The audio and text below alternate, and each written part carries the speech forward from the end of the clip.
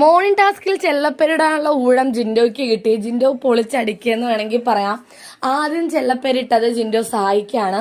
സായിക്ക് ഇട്ട പേര് കള്ളൻ എന്നാണ് കേട്ടോ. കള്ളൻ സായി എന്നാണ് ഇട്ടത്. കള്ളൻ എന്ന് ഇടാനുള്ള കാരണം പറഞ്ഞത്, നമ്മൾ ഇവിടെ കാണുന്ന സായി അല്ല പുറത്ത് അല്ലേ, പുറത്ത് ജനങ്ങളെല്ലാവരും കണ്ടുകൊണ്ടിരുന്നൊരു സായി ഉണ്ട്.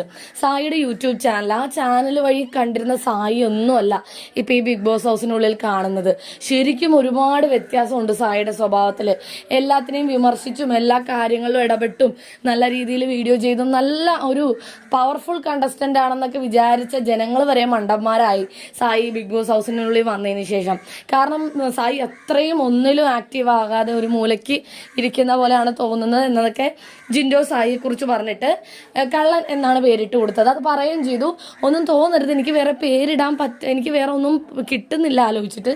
അപ്പോൾ പുറത്ത് വേറൊരു മുഖവും അകത്ത് വേറൊരു മുഖമായിട്ട് നിൽക്കുന്ന ഒരാൾ കള്ളത്തരം കാണിക്കുന്നു എന്നുള്ള രീതിയിലാണ് കള്ളൻ എന്ന പേരിടുന്നത് എന്നൊക്കെ ജിൻഡോ പറഞ്ഞു. അപ്പോൾ പലരുടെയും മുഖം, ആരുടെയും മുഖമൊന്നും അങ്ങനെ തെളിഞ്ഞിട്ടില്ല. ആ പേര് കേട്ടിട്ട് എല്ലാവർക്കും അത്രയും ഇഷ്ടപ്പെട്ടിട്ടില്ലെന്ന് തോന്നുന്നു. രണ്ടാമതായിട്ട് പറയുന്നത് നമ്മുടെ സിജോനെയാണ്. സിജോന് തീപ്പെട്ടിക്കൊള്ളി എന്ന് തന്നെയാണ് പേരിട്ടിരിക്കുന്നത്. അത് ജിൻഡോ കാരണം പറയുന്നുണ്ട്. എല്ലാവരും എന്താ പറയുക, കാട്ടുതീ എന്നൊക്കെ സിജോനെ പറഞ്ഞപ്പോഴേക്കും ഞാൻ അന്നും പറഞ്ഞു, എനിക്ക് സിജോ എന്നെ സംബന്ധിച്ചൊരു തീപ്പെട്ടിക്കൊള്ളിയേ ഉള്ളൂ, അങ്ങനെ ഞാൻ കരുതിയിട്ടുള്ളൂ, അതുപോലെ തന്നെ ആ പേര് തന്നെ ഇടാൻ ഞാൻ താല്പര്യപ്പെടുന്നു എന്ന് പറഞ്ഞ് അങ്ങനെ പേരിട്ടു. മൂന്നാമത് നമ്മുടെ ടീച്ചർ, അതായത് നമ്മുടെ ക്യാപ്റ്റൻ രശ്മിനെയാണ് പറയുന്നത് കേട്ടോ.